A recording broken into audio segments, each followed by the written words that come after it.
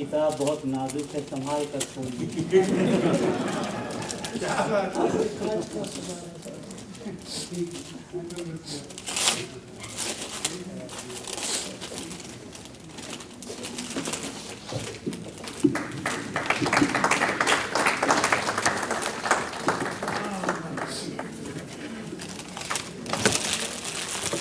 جی بہت شکریہ تشریف رکھیے۔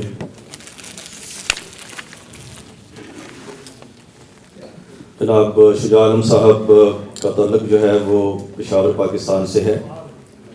آپ بنیادی طور پہ میڈیکل ڈاکٹر ہیں، آپ نے MBBS کیا پاکستان سے، اور اس کے بعد پھر آپ نے فارن سروس جو ہے وہ جوائن کی، CSS میں چلے گئے، پھر فارن سروس جوائن کی 1989 میں، اور پھر آپ مختلف ملکوں میں رہے، جن میں نیو دہلی میں بھی رہے، انڈیا میں بھی آپ Pakistan high commission new Delhi میں 1998-2000 تک آپ وہاں رہے۔ اس کے بعد آپ روم میں بھی رہے اور کٹمنڈو میں بھی رہے، اور آخری آپ کی جو اسائنمنٹ تھی وہ پاکستان میں تھی as a director general National Assembly and the Senate affairs, جو فارن منسٹرز آفس کے انڈر آتی ہے وہاں۔ اور اس کے بعد اب ہمارے یہ پاکستان کونسلیٹ آفس کے یہ دوسرے کونسل جنرل ہیں۔ پاکستان کونسل آفس تقریباً 3.5 سال پہلے وینکوور میں شروع ہوا تھا، اور پہلے معین الحق صاحب تھے، اور اب جناب شجاع عالم صاحب ان کی جگہ پہ یہاں تشریف لائے ہیں۔ تو میں شجاع عالم صاحب کو یہاں پہ آنے کی دعوت دیتا ہوں کہ اپنے خیالات پہ اظہار کریں۔ جناب شجاع عالم صاحب۔ بہت شکریہ کہ آپ لوگوں نے مجھے اس اتنے امپورٹنٹ فنکشن پہ انوائٹ کیا۔ اصل میں جب مجھے ملک صاحب نے انویٹیشن دی تو دل کی بات یہ کہ میں بھی ریلکٹنٹ تھا اس فنکشن کو اٹینڈ کرنے میں۔ ملک صاحب کو نہ تو نہیں کر سکا، کیونکہ پہلا خیال ہی آپ کو یہ آتا ہے کہ کہاں سائنس اور بیوروکریسی میں کام کرنے والا، اس کا ادب سے کیا تعلق، اور کہاں جائے وہ بھی چیف گیسٹ بن کے یہاں پہ آ جائے۔ لیکن آپ سب کا بہت بہت شکریہ۔ اور آہستہ میری بھی لیمیٹیشنز وہی ہیں کہ میں نہ دیوناگری نہ گرمکھی پڑھ سکا ہوں، تو اس لیے اس قلم کا میں خالی اردو والا حصہ جو ہے وہی پڑھ سکا ہوں۔ اور اکثر جن لوگوں نے اس میں لکھا ہے ان سے میریکل کے حوالے سے میری ملاقات، یا ان کے وہاں پہ ان کے آرٹیکلز وغیرہ چھپتے رہے، جن کی وجہ سے میرے کچھ نہ کچھ ان سے آئیڈیا تھا، کہ ان سے فیملیرٹی تھی کہ وہ۔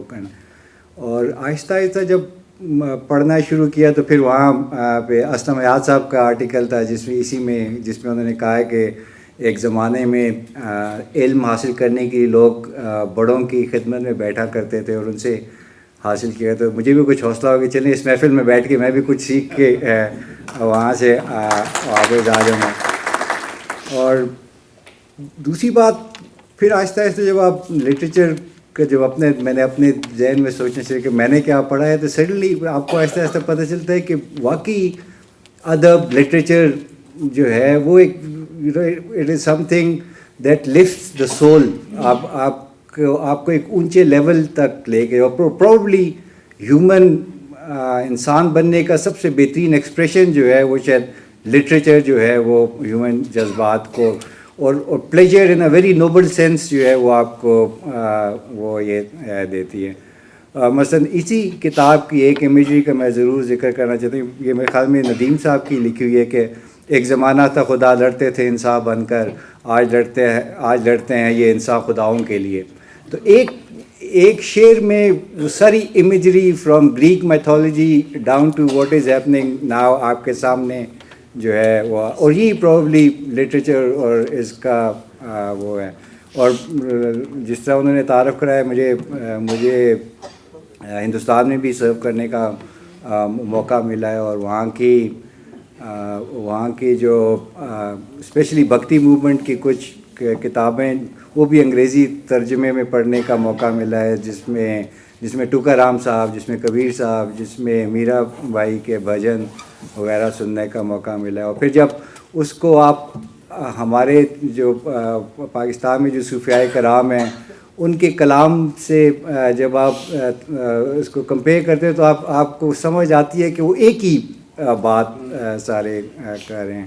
اور اسی مثلا مجھے ایک شعر جو میں ہر جگہ جہاں بھی موقع ملے وہ ضرور سناتا ہوں، بابا بلے شاہ کا، کہ وہ جدو گل سمجھ لی تے رولا کی یہ رام رحیم تے مولا کی. جس کو سمجھ آ گئی اس کے لیے یہ ساری چیزیں امٹیریل ہو جاتی ہیں، اور جو شور مچا رہا ہوتا ہے اس کو سمجھ نہیں آ رہی ہوتی بیسیکلی. بس میں یہی کچھ الفاظ کہہ کے ایک دفعہ پھر بہت بہت شکریہ آپ ساروں کا مجھے انوائٹ کرے گا، اور hopefully I will be a part of this society next time as well. Thank you very much.